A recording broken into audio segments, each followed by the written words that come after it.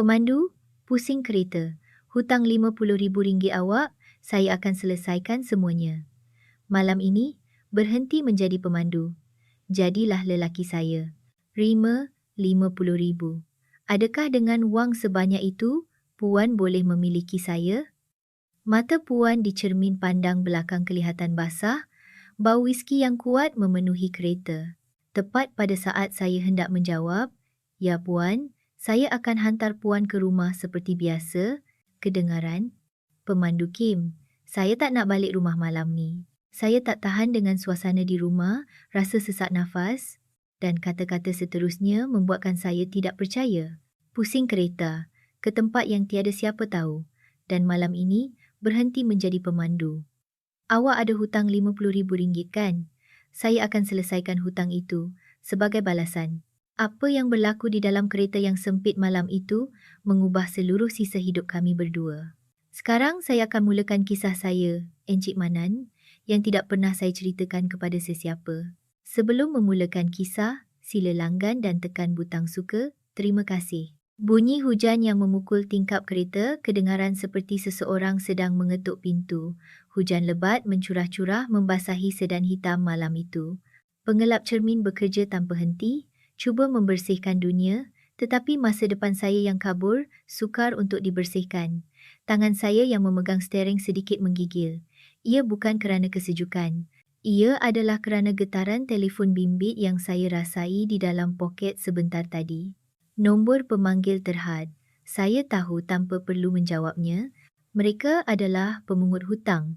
Dahulu saya pernah dipanggil Tuan Pengarah Syarikat Hiasan Dalaman yang berjaya, tetapi kini saya berumur 53 tahun, muflis, dan jantung saya berdebar setiap kali melihat nombor yang tidak dikenali. Realiti ini benar-benar menyedihkan. Pemandu Manan. Suara perlahan kedengaran dari tempat duduk belakang. Saya terkejut dan memandang cermin pandang belakang. Saya tidak dapat melihat wajahnya dengan jelas kerana gelap, tetapi suaranya dipenuhi dengan kepedihan. "Itu adalah Puan Intan?" "Ya, Puan. Puan tidak sejuk kan?" "Saya akan kuatkan sedikit pemanas." Saya cuba bersikap setenang mungkin, berpura-pura tiada apa-apa yang berlaku dan merendahkan suara saya. "Manan bin Sulaiman, pemandu peribadi, itulah nama saya sekarang. Seseorang yang tidak sepatutnya mempunyai emosi dan tidak sepatutnya mengambil tahu tentang apa yang berlaku di belakang walaupun melihat ke hadapan, hanya wujud seperti bayangan. Itulah harga suara saya, iaitu RM3,500 serun sebulan." "Tidak, tak payah, cuma matikan muzik, biar saya dengar bunyi hujan." "Baik, Puan." Apabila saya merendahkan kelantangan audio, kereta itu dipenuhi dengan bunyi hujan lebat yang kuat dan bunyi tayar membelah asfalt basah. Di cermin pandang belakang, Puan Intan bersandar di tingkap, merenung keluar dengan pandangan kosong. Puan Intan, isteri kepada pengerusi syarikat pembinaan terkemuka di Malaysia dan penghuni banglo mewah di Bukit Damansara. Secara luaran, kehidupannya kelihatan sempurna. Kereta mewah dengan pemandu, kerja rumah yang tidak perlu disentuh, dan membeli belah di bilik VIP pusat membeli belah. Kehidupan seorang datin yang saya bayangkan sebelum saya bekerja di sini adalah seperti itu. Tetapi sepanjang 6 bulan saya di sini, apa yang saya saksikan adalah kesunyian yang amat sangat tersembunyi di sebalik kemewahan. Tuan pengerusi hanya singgah seminggu sekali, itu pun hanya untuk menukar pakaian. Khabar angin bahawa dia sudah mempunyai keluarga lain di luar adalah rahsia terbuka di bilik menunggu pemandu. Anak-anak pula jarang menghubungi. Kononnya, atas alasan melanjutkan pelajaran di luar negara. Di banglo yang luas itu, yang menyambut Puan hanyalah lantai marmar yang dingin dan sapaan biasa daripada pekerja. Mata Puan di cermin pandang belakang kelihatan basah. Pasti ada sesuatu yang berlaku semasa makan malam tadi. Saya menghantar Tuan Pengerusi ke majlis perjumpaan keluarga, tetapi Puan keluar 2 jam lebih awal daripada yang dijadualkan. Saya masih ingat wajahnya yang pucat dan langkahnya yang terhuyung-hayang ketika dia keluar. Apa yang berlaku? Rasa ingin tahu mencekik tekak saya, tetapi saya mengetap bibir dan menahannya. Itu adalah tindakan yang melampaui batas saya. Saya hanyalah seorang pemandu yang tugasnya hanya memusingkan steering. Hutang saya sendiri sudah melilit leher. Faedah yang perlu dibayar minggu depan sahaja sudah RM3,000. Dan bagaimana pula dengan yuran universiti anak perempuan saya? Kepala saya gelap, seolah-olah dituang dakwat hitam. Tiba-tiba, kedengaran bunyi bising dari tempat duduk belakang dan bau alkohol yang tajam menusuk hidung saya. Puan telah mengeluarkan sebotol whisky kecil dari beg tangannya. Ia adalah arak murah yang biasa dijual di kedai serbaneka, tidak sesuai dengan beg tangan berjenama mewah Puan. Bunyi membuka penutup botol kedengaran kuat di dalam kereta yang senyap itu. Puan baik-baik saja? Kata-kata itu terkeluar tanpa saya sedar. Puan mengangkat kepalanya, pandangan kami bertembung di cermin pandang belakang. Mata merah, rambut kusut dan gincu yang comot di tepi mulut. Penampilan itu bukan lagi seorang datin yang dihormati, tetapi seperti binatang yang terperangkap di hujung tebing. Pemandu Manan. Puan meneguk whisky terus dari botol, tercungap-cungap dan memanggil saya. Ya, Puan. Kain Man. Awak pun pandang rendah pada saya kan? Apa maksud Puan? Suami saya nak bawa balik anak haram dia ke rumah dan isteri dia ni tak boleh cakap apa-apa, kena halau keluar. Awak tak ada perasaan bila tengok saya macam ni? Suara Puan serak, hampir pecah. Dia jelas mabuk. Saya menggenggam steering dengan kuat dan menelan air liur. Saya tidak tahu apa yang perlu saya katakan atau bagaimana untuk bertindak balas. Keheningan adalah satu-satunya jawapan yang saya mampu berikan. Puan nampak mabuk. Lebih baik Puan balik ke rumah dan berehat. Rumah? Itu penjara. Penjara yang membuatkan saya rasa sesak nafas dan mati. Puan tiba-tiba menjerit dan menghempaskan botol whisky di tangannya ke lantai. Dengan bunyi dentuman yang kuat, botol itu berguling. Saya dengan pantas memasang lampu kecemasan dan memperlahankan kereta. Keadaan nampak tidak terkawal. Pemandu Manan. Suara yang tegang tadi tiba-tiba terhenti dan menjadi sangat tenang dan rendah, membuatkan saya lebih cemas. Perubahan emosi yang mendadak itu membuatkan saya lebih tidak selesa. Pusing kereta. Kita nak balik rumah kan? Tidak, bukan rumah. Pergi ke tempat yang tiada sesiapa. Badan Puan Intan condong ke arah tempat duduk pemandu. Jaraknya begitu dekat sehingga saya dapat merasakan nafasnya yang panas di belakang saya. Pandangan matanya di cermin pandang belakang bukan lagi pandangan seorang datin yang saya kenali. Ia adalah pandangan seorang wanita yang telah kehilangan kawalan diri atau bertekad untuk melepaskannya. Saya tak nak balik rumah malam ni. Saya tak nak tidur di katil yang berbau lelaki itu. Jadi pusing kereta. Puan tak boleh buat macam ni. Puan akan menyesal esok. Saya cuba menasihatinya dengan suara yang tegas. Puan ketawa sinis. Menyesal? Seluruh hidup saya adalah penyesalan, Encik Manan. Jantung saya tersentak apabila dia memanggil nama penuh saya. Itu adalah kali pertama dia memanggil nama penuh saya sejak temuduga kerja. Dia selalu memanggil saya Pemandu Kim. Awak perlukan wang kan? Awak fikir saya tak tahu yang awak dihantui oleh pemungut hutang? Seketika kepala saya menjadi kosong. Tangan saya yang memegang steering hampir tergelincir. Bagaimana dia tahu? Saya tidak memberitahu syarikat. Saya menyembunyikannya dengan bersungguh-sungguh kerana takut dipecat. Mungkin dia membaca riak wajah saya yang terkejut. Puan Intan tiba-tiba menghulurkan tangan melalui tempat duduk dan mencengkam bahu saya. Kekuatan cengkaman itu cukup kuat sehingga kuku jarinya terasa menembusi bahu saya. Saya periksa semua surat yang sampai ke banglo. Saya nampak surat tuntutan hutang dengan nama awak. Saya berasa seram sejuk. Rasanya seperti aib saya telah didedahkan kepada orang yang paling saya tidak mahu tahu. Saya tidak dapat berkata apa-apa. Awak cakap awak ada hutang RM50,000 kan? Saya akan selesaikan hutang itu sekarang juga. Tapi ada syarat. Bunyi guruh membelah langit. Seketika kilat menyambar, wajah Puan di cermin pandang belakang kelihatan pucat, bibirnya yang basah perlahan-lahan terbuka. Malam ini, berhenti menjadi pemandu. Jadilah lelaki saya. Udara di dalam kereta seolah-olah terhenti serta-merta. Hanya bunyi hujan yang bergema di telinga saya. RM50,000. Dan seorang wanita yang rebah di hadapan saya. Urus niaga berbahaya yang akan menggoyahkan seluruh hidup saya sedang bermula dalam hujan lebat ini. Puan, apa maksud Puan? Awak tak dengar? Saya tak nak berakhir sebagai seorang wanita, kan? Pemandu Manan? Awak seorang lelaki. Malam ini berhenti jadi pemandu dan peluk saya. Saya rasa macam nak gila kerana kesunyian. Marustan, suaranya bukan godaan. Ia adalah ratapan.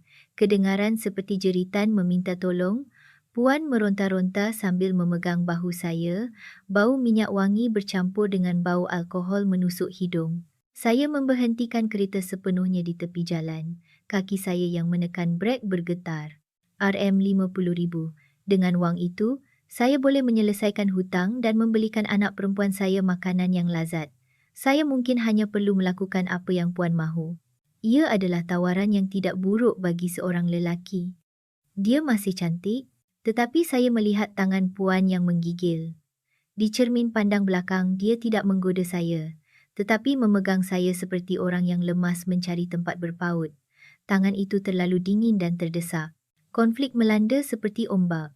Saya rasa hilang di antara naluri seorang lelaki, belas kasihan sebagai seorang manusia, dan godaan realiti iaitu wang. Jawab, Manan, awak nak buat atau tak? Puan mendesak. Saya perlahan-lahan memusingkan kepala dan memandang ke tempat duduk belakang. Dalam kegelapan, matanya bersinar seperti bintang, tidak seperti air mata. Udara di dalam kereta terasa berat. Tidak, mungkin lebih tepat untuk mengatakan ia panas. Pandangan mata Puan yang merenung saya di cermin pandang belakang lebih kepada ugutan daripada rayuan. RM50,000. Tawaran untuk menyelesaikan hutang yang menjerat leher saya, dan sebagai balasannya, dia meminta saya untuk menjadi lelaki, bukan pemandu. Saya menekan butang enjin tanpa berkata apa-apa. Bunyi enjin yang bergetar mereda dan kereta itu diselubungi kegelapan dan keheningan. Hanya bunyi hujan yang memukul bumbung kereta yang melindungi nafas kami berdua. Kenapa? Awak tak nak? Saya tak cukup menarik ke? Suara Puan bergetar. Ia kedengaran seperti jeritan seorang wanita yang maruahnya jatuh ke dasar. Saya perlahan-lahan membuka tali pinggang keleda. Bunyi klik logam kedengaran sangat kuat. Tunggu sekejap. Saya meninggalkan kata-kata ringkas itu dan membuka pintu tempat duduk pemandu. Angin hujan yang sejuk memukul wajah saya. Hujan lebat membasahi bahu sut saya serta-merta, tetapi saya tidak peduli. Sebaliknya, air hujan yang dingin itu seolah-olah menyejukkan kepala saya yang panas. Saya berjalan di tengah hujan, menuju ke pintu tempat duduk belakang. Walaupun hanya seketika, ribuan fikiran melintas di kepala saya. Saya tahu bahawa, sebaik sahaja saya membuka pintu ini, saya tidak akan dapat kembali menjadi pemandu Manan. Tetapi saya juga tidak boleh mengabaikan pandangan matanya di cermin pandang belakang. Ia bukan mata seorang wanita yang kelaparan akan nafsu, tetapi mata seseorang yang terketar-ketar kerana kesunyian dan menghulurkan tangan meminta pertolongan. Kelak, saya membuka pintu tempat duduk belakang. Udara hangat di dalam kereta bercampur dengan titisan hujan menghasilkan kabus yang aneh. Sebaik sahaja pintu dibuka, Puan mengecutkan badan dan memandang ke arah saya. Melihat wajah saya yang basah dengan air hujan dan rambut yang melekat di dahi, matanya bergetar. Pemandu Manan. Saya menanggalkan jaket saya yang basah dan mengibaskannya tanpa berkata apa-apa. Kemudian, saya masuk ke dalam kereta. Di tempat duduk belakang yang sempit, bau minyak wangi Puan menusuk hidung. Bau yang selalu saya hidu dari jauh kini membuatkan saya pening di hadapan hidung saya. Saya masuk, Puan. Saya duduk di sebelahnya dengan berhati-hati tetapi tegas. Dan saya menutup pintu. Dengan bunyi dung, bilik rahsia kami berdua yang terputus dari dunia luar telah selesai.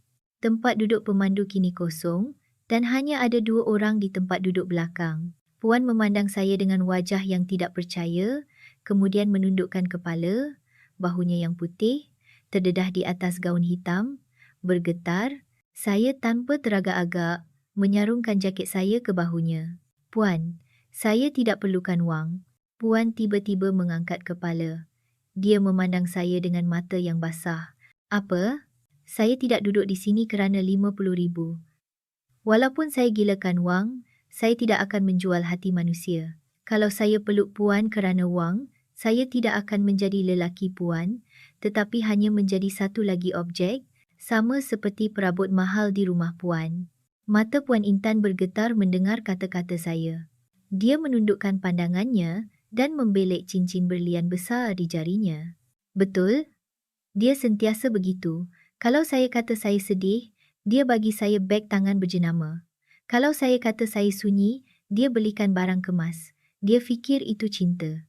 Sedangkan apa yang saya perlukan hanyalah makan malam yang hangat bersama. Kekecewaan yang mendalam terpancar dalam suaranya. Saya hanyalah kulit kosong, pemandu manan. Di mata orang lain, saya adalah datin yang glamour, tetapi di dalam, saya hanyalah kulit kosong yang reput. Saya pun sama. Saya menjawab perlahan dan Puan memandang saya lagi. Saya juga hanyalah kulit kosong. Dikejar oleh pemungut hutang, saya kehilangan maruah sebagai ketua keluarga dan harga diri sebagai seorang suami. Saya bersembunyi di sebalik seragam pemandu, hidup seperti orang mati, tapi saya perlahan-lahan menghulurkan tangan dan mengelap air mata di mata Puan dengan ibu jari saya. Puan terkejut, tetapi tidak mengelak. Malam ini, apabila Puan memanggil nama saya, memanggil saya Encik Manan, pada saat itulah buat pertama kalinya saya rasa seperti orang yang hidup. Pada saat itu, udara di dalam kereta berubah.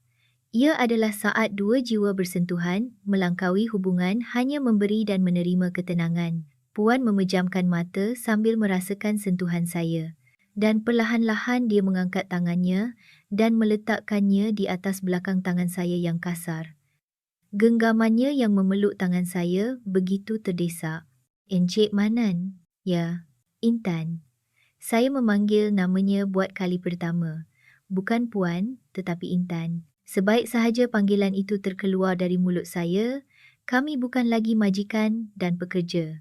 Kami hanyalah seorang lelaki dan seorang wanita yang bersandar pada kehangatan satu sama lain di dalam kereta sempit pada malam hujan.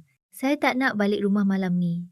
Dia berkata lagi, memandang tepat ke mata saya, tetapi ia berbeza daripada tadi.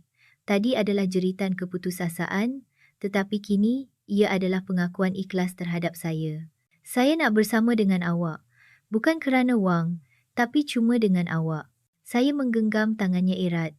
Jari jemari kami bersatu, ia terasa hangat. Mari kita pergi, ke mana sahaja Intan mahu. Hujan masih lebat, tetapi ia tidak lagi sejuk. Malam kami baru bermula. Kereta itu mula bergerak semula di tengah hujan. Tetapi destinasinya bukan lagi banglo mewah di Bukit Damansara. Intan memegang tangan saya dan tidak berkata apa-apa. Dia tidak bertanya ke mana kami pergi. Dia hanya bersandar di bahu saya, memejamkan mata, seolah-olah mempercayai saya sepenuhnya. Saya sesekali melihat wajahnya di cermin pandang belakang. Dia kelihatan begitu tenang, seolah-olah dia bukan wanita yang menangis teresak-esak sebentar tadi. Penampilan itu membuatkan saya berasa kasihan dan pada masa yang sama, hati saya terasa sebab saya malah berhayal bahawa dia telah menjadi wanita saya. Tetapi tangan saya yang memegang steering mula bergetar lagi. Kini, masalah praktikal mula menekan saya. Ke mana saya harus pergi? Tidak banyak tempat yang saya boleh pergi dengan kereta mewah Puan. Hotel? Tidak boleh. Terlalu ramai mata yang melihat. Dan saya juga tidak boleh membawanya ke bilik sewa saya yang sempit di atas bumbung. Saya memandu keluar dari bandar yang padat dan membelok ke jalan pinggir bandar. Hujan sedikit reda, tetapi dunia masih diselubungi kegelapan. Setelah memandu lama, kami tiba di kawasan motel usang di pinggir bandar yang hanya diterangi sedikit oleh lampu kota. Lampu neon yang terang memantul di atas asfalt yang basah. Sedan mewah hitam yang masuk di antara papan tanda usang motel Mawar dan motel Maharaja kelihatan sangat janggal. Awak rasa tempat ni okey? Saya bertanya dengan berhati-hati. Intan membuka mata dan melihat keluar tingkap. Pemandangan yang terpantul di matanya pasti asing dan suram. Ia adalah dunia yang tidak pernah dia pijak seumur hidupnya. Tetapi dia mengangguk tanpa teragak-agak. Ya, tak kisah, asalkan bersama dengan awak. Kata-kata itu memberikan saya keberanian sekali lagi. Saya meletakkan kereta di sudut yang paling terpencil, yang lebih menyerupai kawasan lapang daripada tempat letak kereta. Apabila bunyi enjin berhenti, hanya bunyi hujan yang menyelubungi kami lagi.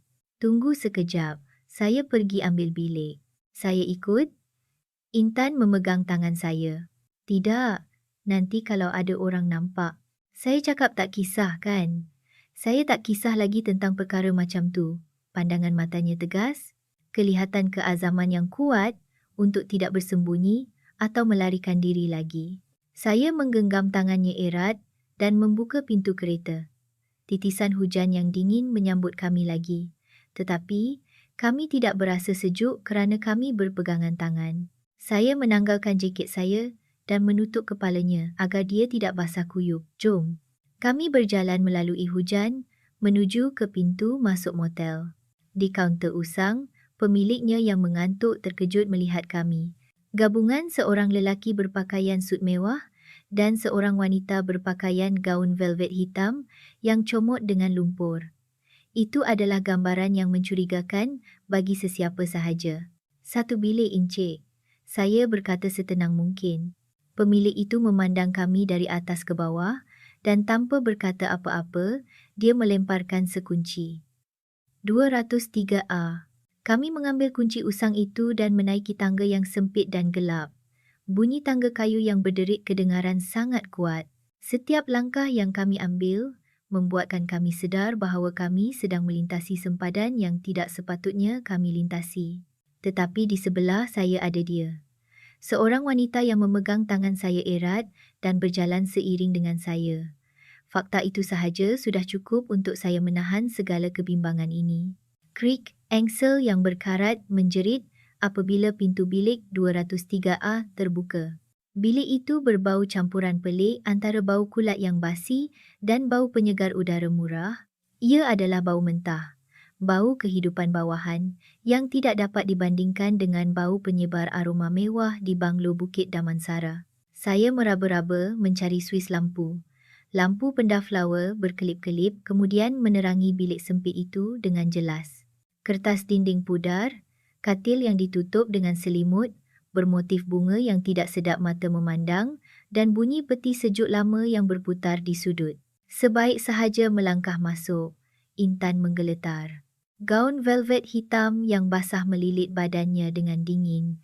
Titisan air terkumpul di bahunya yang putih dan bibirnya kebiru-biruan kerana kesejukan. Puan sejuk ya? Saya akan panaskan pemanas lantai dulu. Saya segera memusingkan pengawal suhu ke tahap tertinggi. Tetapi ia akan mengambil masa untuk menghangatkan udara dingin di dalam bilik. Saya menanggalkan jaket basah dan menggantungkannya di penyangkut lalu berpaling ke belakang. Dia masih berdiri di hadapan pintu masuk tanpa menanggalkan kasutnya. Dia kelihatan terkejut dengan pemandangan asing seperti Alice yang tersilap masuk ke alam lain. Intan, saya memanggil namanya dengan perlahan. Barulah mata kosongnya memandang saya. Saya nak tengok kalau ada tap mandi di sini. Saya boleh sediakan air suam atau... Tidak, tak payah. Dia memotong kata-kata saya dan melangkah masuk ke dalam bilik. Bunyi kasut tumit tingginya memijak lantai linoleum kedengaran. Dia duduk di hujung katil dengan tidak selesa. Tilam lama berderit dan menjerit apabila dia duduk. Jangan mandi dulu. Datang sini sekarang. Suaranya bergetar, tetapi matanya panas. Rambutnya yang kusut melekat di pipinya, tetapi dia kelihatan tidak berminat untuk menyingkirkannya. Saya perlahan-lahan menghampirinya. Seluar sut saya yang basah melekat di kaki, membuatkan langkah saya terasa berat. Saya melutut di hadapannya. Apabila mata kami bertemu, nafasnya yang kasar menyentuh wajah saya. Encik Manan. Dia mengangkat tangannya yang dingin dan menyentuh pipi saya yang basah. Saya bukan datin malam ni.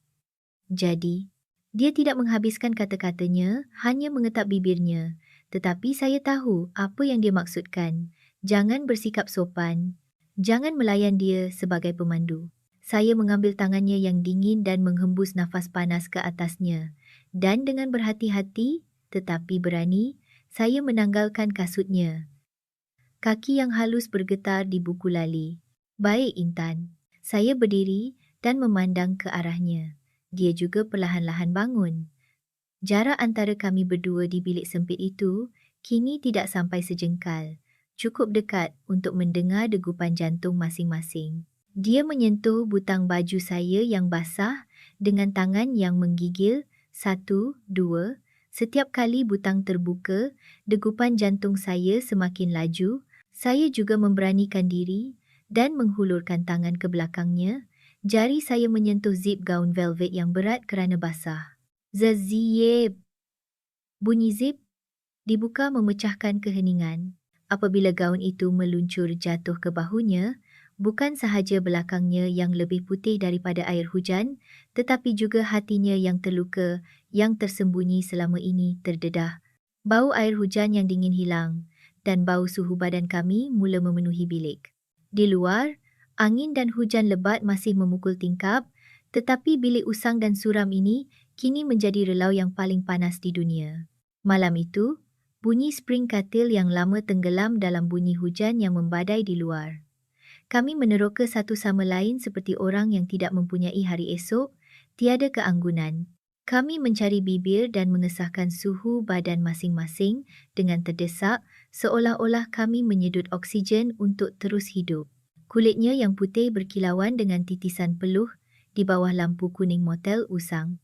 Dan setiap kali tangan saya yang kasar memeluk belakangnya, dia memanggil nama saya dan memeluk saya erat. Manan, tolong peluk saya kuat-kuat. Setiap kali suara rayuan itu bergema di telinga saya sedar sepenuhnya bahawa saya masih hidup dan saya perlu melindungi wanita ini. Kulit kosong datin dan topeng pemandu telah lama ditanggalkan bersama-sama dengan pakaian yang bertaburan di lantai. Bilik sempit itu dipenuhi dengan nafas dan kehangatan kami berdua. Kami bersembunyi di satu-satunya tempat persembunyian, iaitu tubuh masing-masing, seolah-olah kami tidak peduli jika dunia akan runtuh. Berapa lama masa berlalu, ketenangan yang mendalam melanda selepas kegairahan berlalu. Apabila saya membuka mata, hujan yang mencurah-curah semalaman seolah-olah tidak pernah berlaku. Cahaya subuh yang samar-samar menyelinap masuk melalui celah langsir yang usang. Saya memandang siling kosong seketika. Siling yang asing, bau yang asing. Tetapi, saat saya merasakan nafas teratur wanita yang tertidur di dada saya sedar bahawa apa yang berlaku semalam bukanlah mimpi. Intan tidur lena, menarik selimut bermotif bunga yang tidak sedap mata memandang hingga ke lehernya. Wajahnya tanpa solekan, rambutnya kusut dan bibirnya sedikit bengkak. Penampilan itu bukan lagi seorang datin, tetapi seorang wanita yang damai selepas dicintai. Saya memandang wajahnya yang sedang tidur untuk seketika, tidak berani menarik lengan saya yang kebas. Dia mengerang perlahan dan berpusing. Bulu mata yang tertutup bergetar dan perlahan-lahan dia membuka mata. Matanya yang mengantuk bertembung dengan mata saya. Dalam drama biasa, dia akan menjerit atau menutupi badannya dengan selimut kerana terkejut, tetapi dia tidak melakukannya. Sebaliknya, dia tersenyum manis ke arah saya. Tidur lena. Itu adalah kata-kata pertamanya. Suaranya serak, tetapi kedengaran lebih tenang dan seksi daripada sebelumnya. Ya, Puan tidur lena. Mendengar kata-kata hormat saya yang kaku, dia ketawa kecil dan memegang tangan saya erat di bawah selimut. Masih guna panggilan hormat? Semalam bukan main kasar? Kata-kata jenaka bercampur gurauan itu membuatkan muka saya panas. Dia menggeselkan wajahnya di dada saya, seolah-olah saya comel dan bergumam selesa, rasa macam betul-betul hidup. Kata-kata ringkas itu membuatkan hati saya terharu. Kami berbaring seperti itu untuk seketika. Pagi itu terasa damai, dengan bunyi kicauan burung dari luar tingkap dan bunyi kereta yang lalu lalang dari jauh. Saya kena pergi sekarang. Setelah sekian lama, dia bangkit dengan rasa enggan dan menarik langsir. Dengan bunyi syah, cahaya matahari pagi yang menyilaukan memancar masuk ke dalam bilik. Pemandangan pinggir bandar di sebalik tingkap yang berdebu masih suram, tetapi figura belakangnya yang berdiri bermandikan cahaya matahari kelihatan sangat cantik. Kami berpakaian tanpa berkata apa-apa. Sut saya dan gaunnya yang bertaburan di lantai, mujurlah telah kering sedikit, tetapi kedutan tidak dapat dielakkan. Kami berdiri bersebelahan di hadapan cermin dan ketawa kecil melihat penampilan masing-masing yang tidak terurus. Pemandu Manan, tali leher awak sengit. Dia menghampiri saya dan membetulkan tali leher saya dengan cekap. Ia adalah sentuhan mesra yang tidak pernah saya terima daripada isteri saya. Saya juga menyisir rambutnya yang kusut dengan jari saya dengan berhati-hati. Mari kita pergi. Saya akan hantar puan. Ya. Tolonglah, my man. 4 musim berlalu. Bunga-bunga raya mekar di atas dinding tinggi Bukit Damansara dan layu dan musim panas yang panas kembali. Malam itu setahun yang lalu, hujan lebat telah membersihkan semua kulit luar kami berdua. Keesokan paginya, Intan kembali ke banglo dan segera menandatangani surat cerai. Walaupun dia dicaci sebagai wanita gila dan hampir dihalau keluar tanpa sebarang harta, wajahnya kelihatan lega, seolah-olah dia memiliki segala-galanya di dunia. Saya juga meletak jawatan pada hari yang sama. Hutang RM50,000 diselesaikan dengan gabungan wang pampasan, wang sewa rumah usang saya dan wang simpanan kami. Walaupun kami menjadi miskin, kami tidak lagi dikejar oleh pemungut hutang atau bimbang tentang pandangan orang lain. Manan, saya kena hantar bunga ni. Intan keluar dari kedai dengan sejambak bunga yang besar. Dia memakai apron yang praktikal, bukannya gaun berjenama mewah, dan sarung tangan yang kotor, bukannya cincin berlian. Tetapi saya merasakan dia kelihatan lebih bersinar daripada penampilan dia yang mana-mana pun setahun yang lalu. Kami telah membuka sebuah kedai bunga kecil. Nama kedai itu adalah Bunga Mekar Lewat Latte Bloom. Nama itu adalah janji kami bahawa walaupun kami bertemu agak lambat, kami akan mekar dengan lebih mendalam dan indah. Baik, saya pergi sekejap. Apabila saya memuatkan bunga di belakang trak, Intan mengelap dahi saya yang berpeluh dengan tangannya yang bersarung tangan. Saya nak ikut. Jom pergi drive. Intan tersenyum nakal, membuka pintu tempat duduk penumpang trak dan melompat masuk. Ya, dia tidak lagi duduk di tempat duduk belakang. Walaupun tempat duduk trak itu keras dan tidak selesa, dia sentiasa duduk di sebelah kanan saya, di tempat yang boleh saya capai. Kami duduk bersebelahan, memandang ke tempat yang sama, mendengar lagu yang sama, dan memandu pada kelajuan yang sama. Kita gerak sekarang, Puan Intan. Ya. Tolong pandu dengan selamat, Tuan Manan. Trak itu bergegar dan keluar dari lorong. Walaupun trak lama itu tidak mempunyai pendingin hawa yang sejuk dan pemanduan yang tidak selesa, bahagian dalam kereta itu lebih wangi dan hangat daripada mana-mana sedan mewah. Kami menurunkan tingkap dan angin musim panas yang sejuk mengusutkan rambut kami. Kami berpandangan dan ketawa riang. Di cermin pandang belakang, tidak ada lagi datin yang murung atau pemandu yang hina. Hanya sepasang kekasih pertengahan umur yang menikmati kebahagiaan yang datang terlambat. Tidakkah mereka berkata, tanah akan menjadi kukuh selepas hujan dan bunga yang mekar lewat akan lebih wangi? Walaupun dilanda badai, bunga akhirnya akan mekar. Hari ini, kami mengesahkan bahawa tempat duduk penumpang di trak lama bersama orang yang dicintai boleh menjadi lebih bahagia daripada tempat duduk belakang kereta mewah yang glamour.